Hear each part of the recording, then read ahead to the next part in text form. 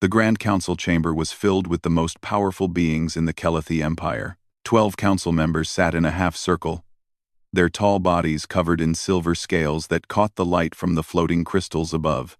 They wore robes of deep purple, the color of royalty among their kind. Their eyes, each one a solid black orb, watched the old creature who stood before them. Elder Vortan was the oldest Kelathi alive. His scales had turned from silver to a dull gray over the centuries. His body was bent, and he needed a staff to stand. But his mind was sharp, sharper than any of the young fools who now ruled the empire. "I beg you," Vortan said, his voice rough but steady. "Do not attack the human colony on Hezra 7. This is a mistake that will destroy us." Commander Drell laughed from his seat at the center of the council. He was young and strong, his scales bright and polished. He had never lost a battle. He had never known fear. "The humans are weak," Drell said. "They have one small colony on the edge of our space. They have no fleet, no weapons that can match ours. Why should we fear them?" Vortan closed his eyes and took a deep breath. He had studied humans for 60 years. He had watched them from the shadows. He had read their history, learned their languages, observed their wars. What he found had filled him with a terror that he could not explain to these arrogant children. "You do not understand what humans are," Vortan said slowly. "They look weak. They are small. They live short lives. But they are the most dangerous species in this galaxy." The council members looked at each other and smiled. Some of them laughed quietly. "Elder," said Council Member Thessa, a female with particularly bright scales, "you have grown old and fearful. The humans are primitive. They only discovered space travel 200 years ago. We have ruled the stars for 10,000 years." Vortan slammed his staff against the floor. The sound echoed through the chamber, and the laughter stopped. "Listen to me," he said, and there was fire in his old eyes. "I have seen what humans do to those who hurt them. They do not forget. They do not forgive. And they do not stop until their enemy is dust." Commander Drell stood up from his seat. He was twice the height of a human, and 3 times as strong. His armor gleamed with medals from 100 victories. "Enough of this," Drell said. "The human colony sits on land, rich with minerals we need. Their government has refused to share. So we will take what we want.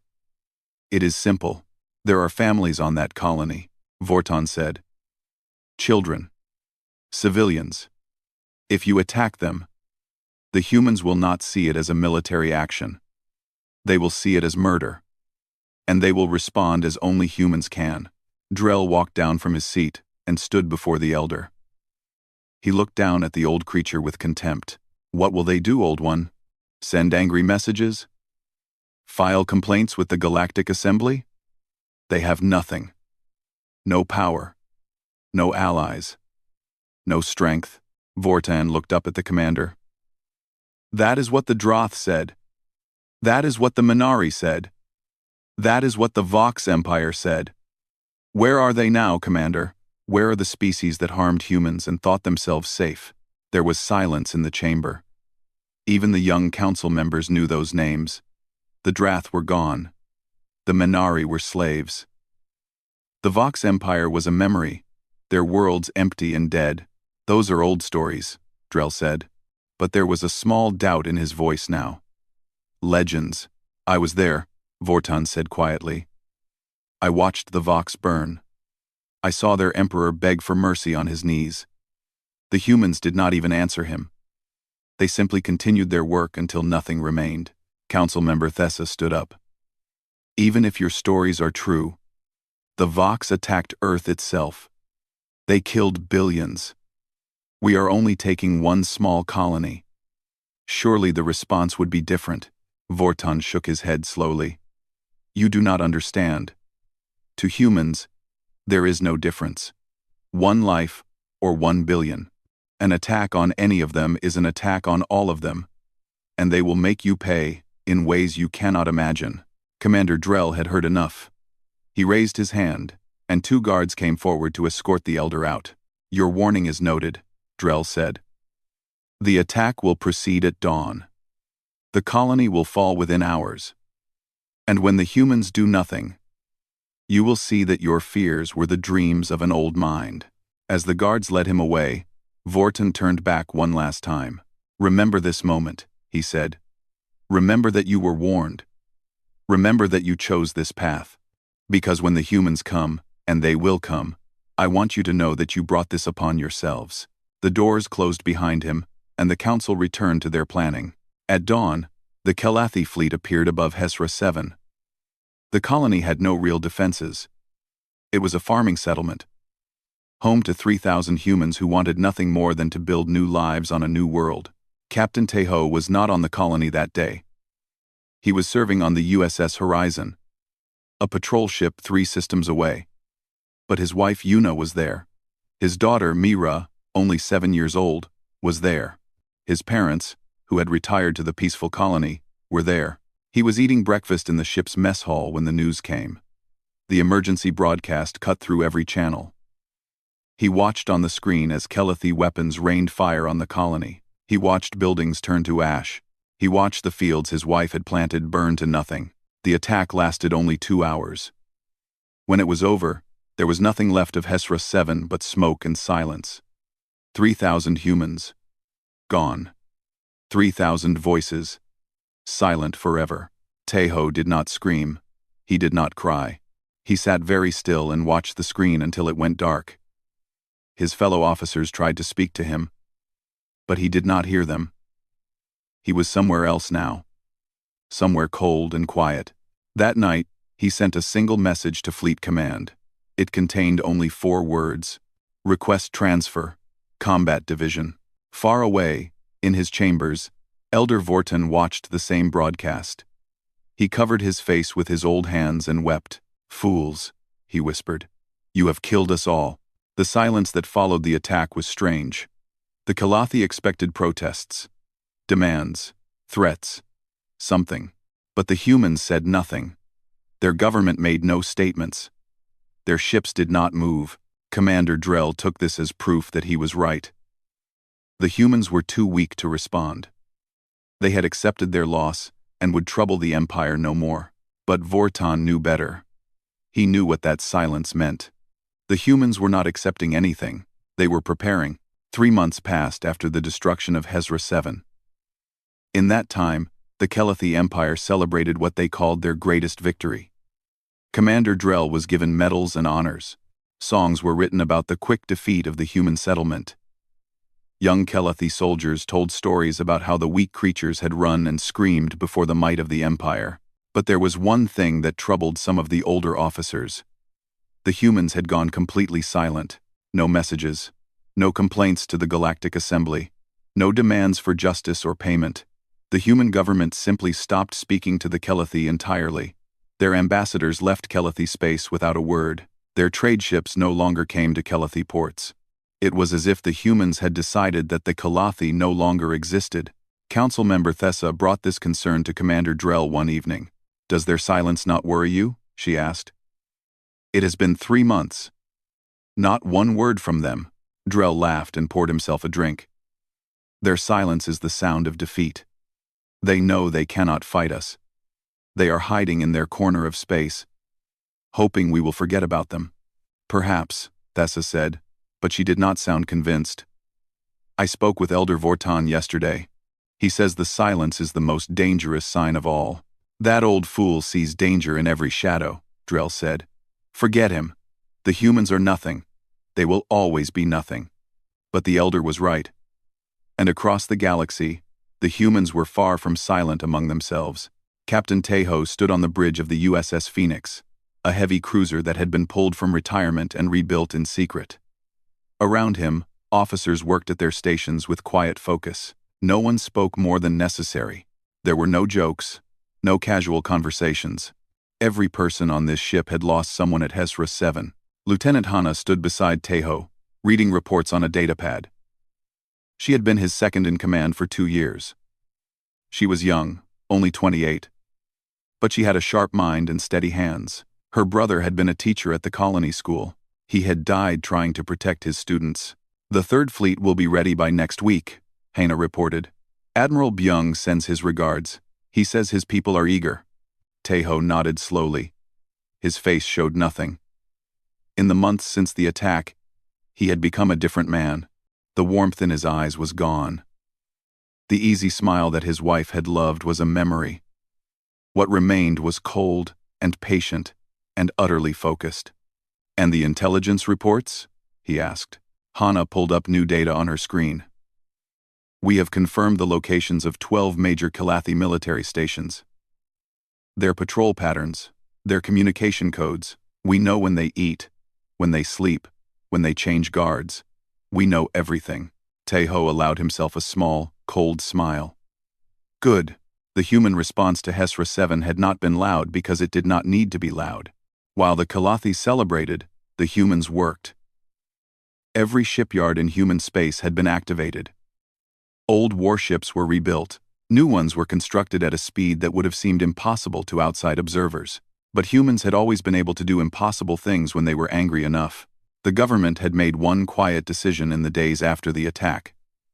There would be no diplomacy. There would be no negotiations. There would be no limited response or careful proportional action. The Kalathi had killed 3,000 civilians, including children, and had laughed about it. The humans would make them stop laughing. In a secret base hidden in an asteroid field, Admiral Byung reviewed the final plans. He was an old soldier, gray-haired and scarred from wars fought long before the Kalathi knew humans existed. He had seen many enemies fall. He had never felt sorry for any of them. "How many ships?" asked General Sumin, a tall woman who commanded the ground forces. 412 combat vessels, Byung replied, plus support ships, plus the special units. The special units was a quiet way of describing the most dangerous soldiers humanity had ever created. They were volunteers, every one of them chosen because they had lost family at HFY 7. They trained for 18 hours a day. They learned every weakness of the Kalathi body. They practiced killing until it was as natural as breathing. General Sumin looked at the star maps spread across the table. "When do we begin?" "Soon," Byung said. "But not yet. The captain wants everything perfect. He wants no mistakes, no survivors to warn the others. When we strike everywhere at once." On the Kalathi homeworld, Elder Vortan spent his days in his library, surrounded by books and records about humans. He had stopped attending council meetings.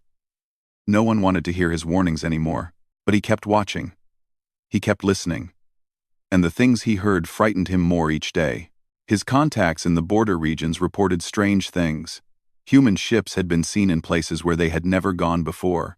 Quick shadows that appeared on scanners and then vanished. Trade captains spoke of being watched by unseen eyes. Some ships that went into certain sectors did not come back. Vortan tried once more to warn the council. "They are mapping your defenses," he told Commander Drell. "They are learning your weaknesses. They are preparing something terrible." Drell dismissed him with a wave of his hand. "We have seen no human warships. No military activity. Our own scouts report that human space is quiet. You imagine threats that do not exist." "What I imagine," Vortan said quietly, "is far less terrible than what is coming." That night, Vortan sat alone in his chamber and wrote a letter to his children. He told them that he loved them. He told them to leave the homeworld if they could. He told them that the Empire had made an enemy it could not defeat. He did not know if they would listen. No one else had. Captain Teho stood at the window of his quarters and looked out at the stars. Somewhere out there, beyond the darkness, was the world where the beings who killed his family lived. They were sleeping now, perhaps, eating, laughing, going about their lives as if nothing had happened. They thought they were safe. Hana entered the room after a soft knock. "We received the final confirmation. All fleets are in position. We can begin whenever you give the order." Teho did not turn from the window. "Do you remember what my wife used to say about anger?" Hana was quiet for a moment. "She said anger was like fire. Useful if controlled. Destructive if let loose. She was wise." Teho's voice was soft. "I have controlled my fire for 3 months. I have let it burn cold instead of hot. I have shaped it into something useful." He finally turned to look at Hana. His eyes were empty of everything except purpose. Now it is time to let it loose. Hana straightened her spine. What are your orders, Captain? Taeho walked to his command chair and sat down. He pressed a button that connected him to every ship in the hidden fleet. This is Captain Taeho, he said. 3 months ago, the Kalathi Empire murdered 3,000 of our people. They killed farmers and teachers. They killed children and elders. They killed my wife, my daughter, and then they celebrated. His voice was calm, almost gentle. Tonight, the celebration ends. Tonight, we remind the galaxy why humanity should never be attacked. Tonight, we begin. He closed the channel and looked at Hana. Send the signal. All fleets, move on primary targets. Across human space, 400 warships lit their engines and slipped into the darkness between stars. The silence was over. The storm had begun. Station Commander Kel was enjoying a quiet evening when the attack began. He sat in his private quarters on Defense Platform 12, drinking warm tea and reading reports. The platform was one of the largest military stations in the Kalathi Empire, home to 5,000 soldiers and enough weapons to destroy a small moon. Nothing could threaten them here. They were too strong, too well defended, too far from any enemy who would dare challenge the Empire. Then the lights went out. Kel stood up quickly, spilling his tea across the table. Emergency lights flickered on, casting everything in a red glow. He grabbed his communication device. Bridge, report. What happened to the power? There was no answer. Only static. He ran to his door, but it would not open. The electronic locks had failed. He could hear sounds from outside. Strange sounds. Footsteps that were too quick. Screams that were cut short. For the first time in his long military career, Commander Kel felt fear. On the bridge of Defense Platform 12, Lieutenant Hana walked calmly through the chaos. Her team had already taken control of the station's systems. Kalathi soldiers lay on the floor around her, some unconscious, some dead. The special units had done their work well. Station secure, she reported into her communicator. All enemy forces neutralized. No human casualties. Captain Taeho's voice came back clear and cold. Good work. Set the charges and evacuate. We moved to the second target in 20 minutes. The attack on Defense Platform 12 had taken exactly 11 minutes. The Kalathi had not even been able to send a distress signal. Across Kalathi space, similar scenes played out at the same time. Human ships appeared from nowhere, using secret paths through space that Kalathi maps did not show. They struck military targets with surgical precision. No warnings, no announcements, just silent death in the darkness. Admiral Byung commanded the assault on the orbital shipyards above the industrial world of Threx.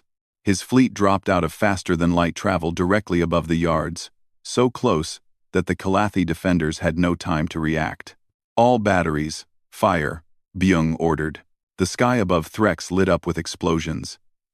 Kalathi warships still in their construction frames were torn apart. Weapon platforms were reduced to floating debris. In 7 minutes, the shipyards that had taken 30 years to build were nothing but scrap metal spinning in orbit. On the planet below, Kalathi civilians looked up at the fire in their sky and did not understand what they were seeing. Byung's fleet did not touch the planet. They had no interest in killing civilians, only military targets. Only those who could fight back. But the message was clear. Nowhere was safe. General Su Min led the ground assault on Military Base Ven, the largest army training facility in the Empire. Her soldiers moved through the base like ghosts, using every piece of intelligence they had gathered over 3 months of watching and waiting. They knew where every guard was stationed. They knew the rotation of every patrol. They knew which doors were weak and which locks could be broken. The Kalathi soldiers at Base Ven were elite warriors, the best the Empire had. But they had never faced humans in real combat before. They had heard stories about how weak and slow and fragile humans were. The stories were wrong. Su Min herself killed the base commander. She found him in his office, trying to send a warning to the homeworld. She kicked in his door, shot the communication device out of his hands, and stood over him as he fell to the floor. Please, the commander begged. We can discuss this. We can negotiate. Sumin thought about her nephew, who had wanted to be a pilot when he grew up. He had been on Hesra 7, visiting his grandmother when the attack came. He was 9 years old. "We are done negotiating," she said, and pulled the trigger. By morning, 3 Calathi military stations had been destroyed. 2 orbital shipyards had been reduced to rubble. 1 army base had been captured and burned to the ground. 4 patrol fleets had been ambushed and wiped out to the last ship. The Calathi Empire woke up to find that overnight, they had lost 10% of their military strength, and the humans had lost no one. On the Calathi homeworld, Commander Drell received the reports with shaking hands. He read them again and again, unable to believe what he was seeing. "This is impossible," he whispered. "How did they do this? How did they know where to strike?" This, Council Member Thessa stood beside him, her face pale with shock.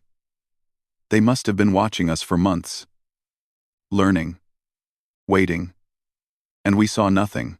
"Get me Elder Vorton," Drell ordered. Now, the old elder arrived within the hour. He moved slowly, leaning on his staff. But there was no surprise on his face. He had known this was coming. He had warned them all. "You wanted to see me, Commander?" Vorton asked. Drell stood up from his chair. For the first time, there was no arrogance in his posture. "Tell me how to stop them. Tell me how to end this." Vorton was silent for a long moment.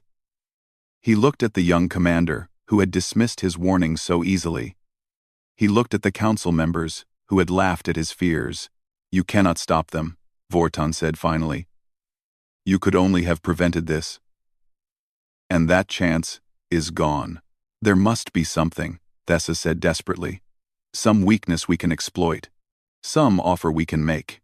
Vorton shook his head slowly. "You killed their families, their children. You gave them no warning and no mercy. Do you think they will give you any?" Drell slammed his fist on the table. "They are just humans. They are small and weak and short-lived.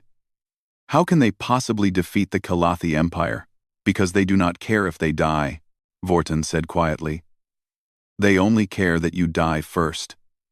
That is what makes them dangerous. They will spend every ship, every soldier, every resource they have, until you are destroyed. And they will consider it a fair trade." The council chamber was silent. "What do we do?" Thessa asked in a small voice. "Pray," Vorton said. "Pray that they decide to stop before they reach the homeworld.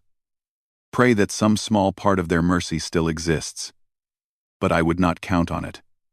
He turned and walked slowly toward the door. At the entrance, he stopped and looked back. "I warned you," he said. "I told you what would happen. You did not listen. Now you will learn the lesson that I tried to teach you. Humans do not forgive. Humans do not forget. And when you hurt them, they do not stop until the hurt is repaid 1,000 times over." He left the council to their fear. On the USS Phoenix, Captain Tejo reviewed the results of the first night's attacks. Everything had gone exactly as planned, better than planned. The Calathi had been completely unprepared for the speed and precision of the human response. Lieutenant Hanna handed him a new datapad. "The second wave is ready. We can hit 8 more targets tonight if you give the word." The second wave, Tejo looked at the list of targets. More military bases, more shipyards, more defensive platforms. Each one a step closer to the Calathi homeworld. "Have there been any attempts at communication?" he asked. "Several. They want to negotiate. They are offering compensation. Territory. Anything we want. Some teen. Some." Tejo remembered his daughter's face. The way she laughed when he picked her up. The way she called him Papa and reached for his hand. "Tell them nothing," he said. "Let them wonder what we want. Let them fear.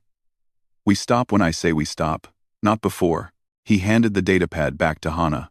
"Launch the second wave." The night was young, and there was much work still to do. 2 weeks had passed since the first human strikes. In that time, the Calathi Empire had lost half of its military strength. 50 stations destroyed, 30 shipyards burned, 15 army bases captured and demolished. The empire that had ruled the stars for 10,000 years was falling apart, and still, the humans would not speak to them. The Calathi Council had sent dozens of messages.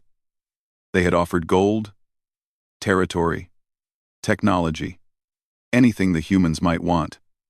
They had apologized for the attack on HFY 7. They had blamed Commander Drell and offered to punish him. They had begged. Every message was met with silence. Finally, in desperation, they turned to Elder Vorton. "You know the humans better than anyone," Council Member Thessa said. The once proud female now looked tired and afraid. "You must go to them. Make them listen. Make them understand that we are willing to give them anything they want." Vorton sat in his chair and looked at the council members who had once laughed at him. Commander Drell was not among them. He had disappeared 2 days ago, hiding somewhere on the homeworld, terrified that the humans were coming specifically for him. "You want me to beg for your lives?" Vorton said slowly. "Yes," Thessa admitted. There was no pride left in her voice. "We have no other choice. Please, Elder. You are our only hope." Vorton was quiet for a long time. He thought about all the warnings he had given, all the times he had been dismissed and mocked. Part of him wanted to refuse. Part of him wanted to let the council face the consequences of their arrogance. But he also thought about the millions of innocent Calathi who had nothing to do with the attack on HFY 7. The children who did not choose war. The families who just wanted to live in peace. "I will go," Vorton said finally. "But I make no promises. The humans may not listen to me either." A small human shuttle met Vorton at the edge of Calathi space. He boarded alone, carrying nothing but his staff and a small bag of personal items. The human soldiers who greeted him said nothing. They simply led him to a small cabin and left him there. For 3 days, the shuttle traveled through space. Vorton ate the simple food they provided and waited. He did not ask where they were going. He did not demand to speak with anyone. He simply waited, because he understood that the humans were testing him. On the 4th day, they arrived at the USS Phoenix. Captain Tejo was waiting in the ship's main conference room when they brought the Elder in. He stood by a large window that looked out at the stars. He did not turn around when Vorton entered. "Leave us," Tejo said to the guards. They obeyed without question. Vorton stood in the middle of the room and studied the human before him. Tejo was smaller than most Calathi, but there was something about him that made the old Elder uneasy. A stillness. A coldness. Like looking at a weapon that was ready to fire. "Thank you for seeing me," Vorton said. Tejo finally turned around. His face showed nothing. His eyes were dark and empty. "I agreed to see you because you were the one who warned them," Tejo said. "My intelligence reports told me about the Elder who tried to stop the attack. I was curious to meet you." "I tried," Vorton said. "I told them what would happen. They would not listen. And now they send you to beg for their lives." Vorton bowed his head. "Yes." Tejo walked slowly across the room and sat down at the head of a long table. He gestured for Vorton to sit as well. The Elder lowered himself into a chair, his old bones aching. "The council offers anything you want," Vorton said. "Land, wealth, technology.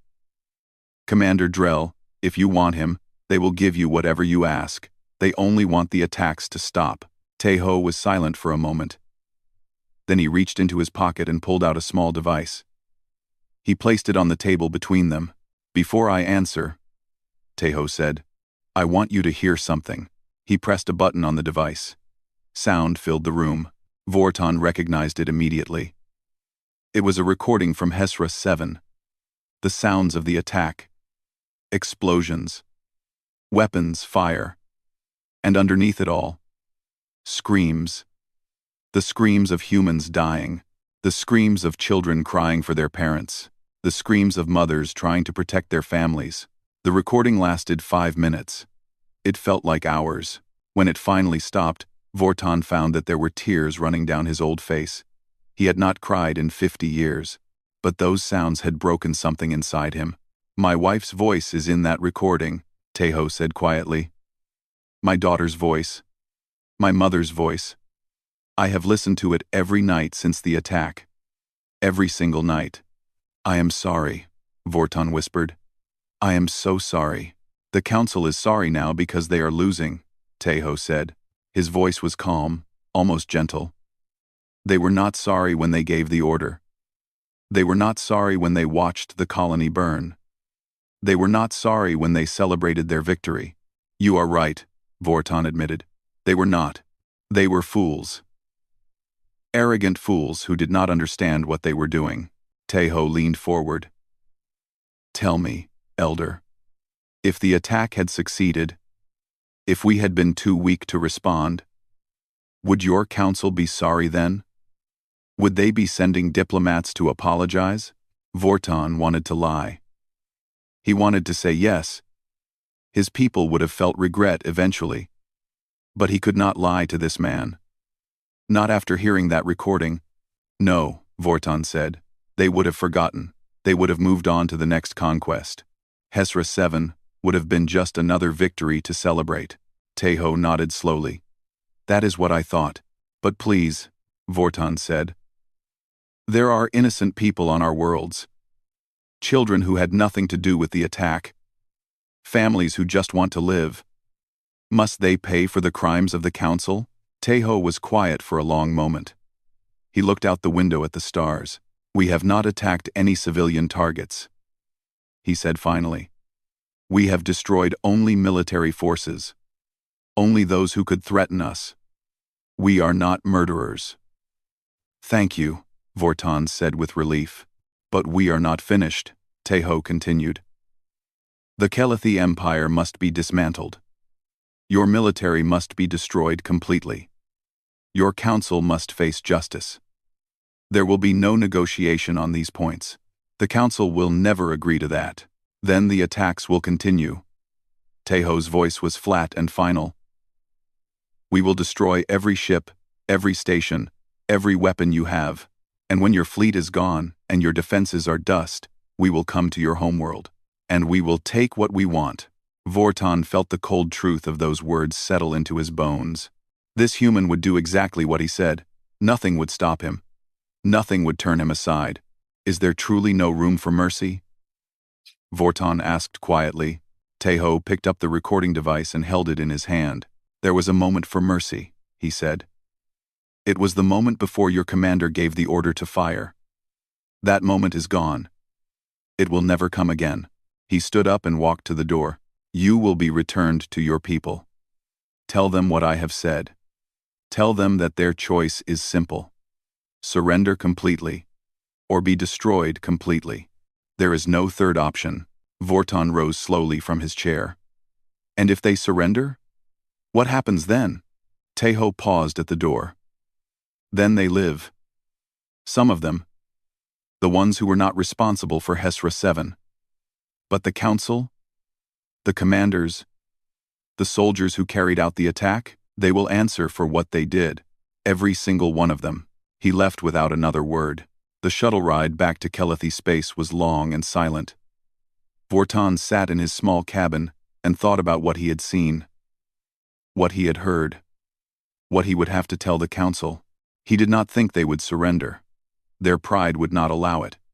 They would fight until they had nothing left to fight with, and then the humans would come. Vorton closed his eyes and listened to the hum of the engines. He was old. He had lived a long life. Perhaps he would not live to see the end of this war. He hoped not.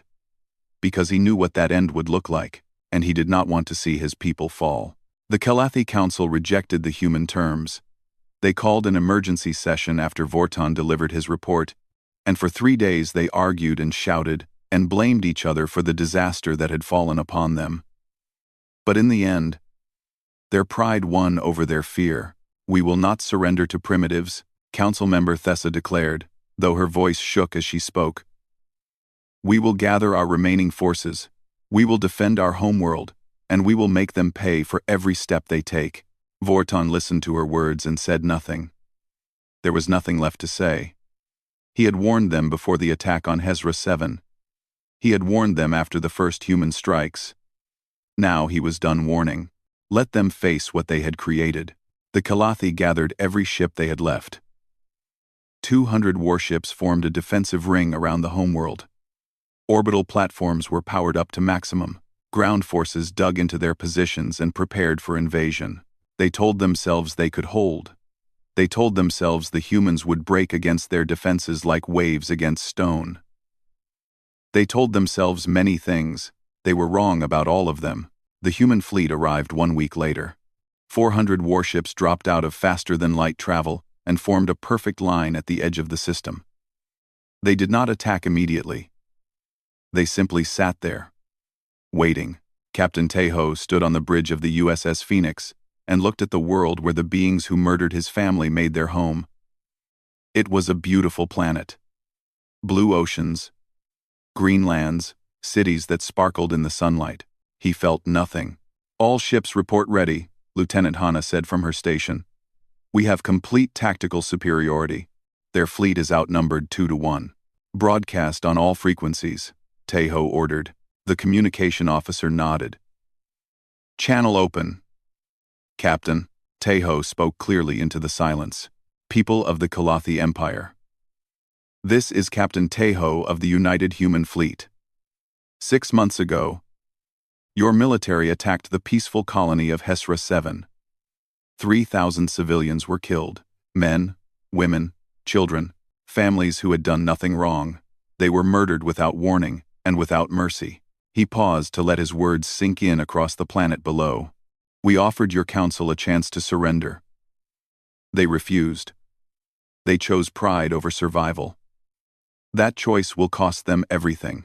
On the Kalathi homeworld, billions of people watched the broadcast on every screen. They saw the human ships filling the sky.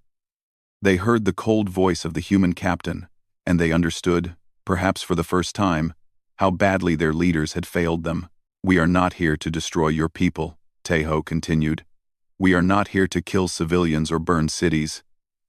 We are here for one thing: justice. Your military will be destroyed. Your council will answer for their crimes. And when we are done, you will remember this day. You will tell your children and your children's children what happens when you attack humanity without cause." He cut the broadcast and turned to Hana. "Begin the attack." The battle for the Kalathi homeworld lasted exactly 4 hours. Human ships cut through the defensive ring like knives through paper. Admiral Byung led the main assault, his heavy cruisers destroying Kalathi warships faster than they could retreat. General Su Min commanded the ground forces that dropped from orbit, capturing military bases and government buildings with ruthless efficiency. The Kalathi fought bravely, but bravery was not enough. The humans were faster, smarter, and more determined. They had spent months planning this moment. Every tactic, every strategy, every possible response had been calculated and prepared for. By the end of the 4th hour, the Kalathi fleet was gone. 200 warships reduced to floating debris. The orbital platforms were silent.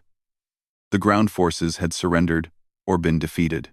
The empire that had ruled the stars for 10,000 years was finished. Human soldiers found Commander Drell hiding in a basement beneath the council chambers. He had shaved his scales to disguise himself and was wearing civilian clothes. When they dragged him out into the daylight, he was crying. "Please," he begged. "I was following orders. The council told me to attack. It was not my choice." Captain Tejo was there to meet him. He stood very still and looked at the creature who had given the order to destroy HFY 7. "You laughed," Tejo said quietly. "After the attack, you laughed and called it a great victory. You celebrated the death of children." Drell fell to his knees. "I was wrong. I was so wrong. Please, show mercy. I will do anything." Tejo reached into his pocket and pulled out a small photograph. It was worn from months of handling. In it, a young woman held a little girl on her lap. Both were smiling. "This was my family," Tejo said. "My wife, my daughter. They were kind people. They hurt no one. They wanted only to live their lives in peace." He put the photograph back in his pocket. "You had your warning. Elder Vortan told you what would happen. You did not listen." "I will listen now," Drell said desperately. "I will do whatever you say. Please." Tejo turned to the soldiers standing nearby. "Take him to the tribunal." He will answer for his crimes there. As the soldiers led Drell away, Tae-ho looked up at the sky of the Kelathi homeworld. It was a clear day. Peaceful. It was hard to believe that hours ago, this sky had been filled with fire and death. He did not feel satisfaction. He did not feel victory. He felt only a great emptiness where his family used to be. Justice had been done. The empire had fallen. The guilty would be punished. But none of it would bring Yuna back. None of it would let him hear Mira laugh again. Elder Vortan found him standing there an hour later. The old Kelathi approached slowly, his staff tapping against the stone ground. He stopped a few feet away and stood in silence for a moment. "It is finished," Vortan said. Tae-ho nodded. "Yes. What happens now? Now your people rebuild, under supervision, with limits on your military. You will never again have the power to threaten anyone." Vortan accepted this with a bow of his head. "And my people will survive? The innocent ones, yes. We are not monsters." Tae-ho finally turned to look at the elder. "You tried to stop this. You warned them. I know this. It was not enough. No. But it was something." Tae-ho reached out and placed a hand on the old creature's shoulder. It was the first gentle gesture he had made in 6 months. "Live, elder. Tell your story to the young ones. Make sure they understand what happened here. Make sure they never forget." Vortan looked up at the human with something like wonder in his old eyes. Even now, after all this destruction, there was a spark of kindness in this man. Buried deep beneath the pain and the rage, but still there. "I will tell them," Vortan promised. "I will tell every generation until my last breath." The story of how the Kelathi Empire fell. The story of the warning we ignored. The story of the humans who did not pardon. Tae-ho nodded once and turned to walk away. His soldiers were waiting for him. There was still work to be done. Treaties to sign. Prisoners to process. A new order to establish. But as he walked toward his shuttle, Tae-ho paused and looked back one more time at the Kelathi homeworld. He thought about Yuna, who had loved sunsets. He thought about Mira, who had collected flowers. He thought about the life they should have had together. "Goodbye," he whispered to no one. Then he straightened his shoulders and walked on. The war was over. The empire had fallen. Justice had been done. And the galaxy had learned a lesson it would never forget. Humans do not pardon. Years later, when young species asked about the fall of the Kelathi Empire, the old ones would tell them the story. They would speak of the warning that was ignored, the colony that was destroyed, and the silence that followed. They would describe the human fleet that appeared from nowhere and dismantled an empire in months. And they would always end with the same warning: never attack humans, never harm their families, never give them a reason to come for you, because if you do, they will not stop until everything you built is ash and memory. Elder Vortan lived another 30 years. He spent every day of those years teaching the young, warning them, making sure they understood. On his deathbed, surrounded by his grandchildren, he spoke his final words. "Remember," he whispered, "always remember. The humans do not pardon, and they never did."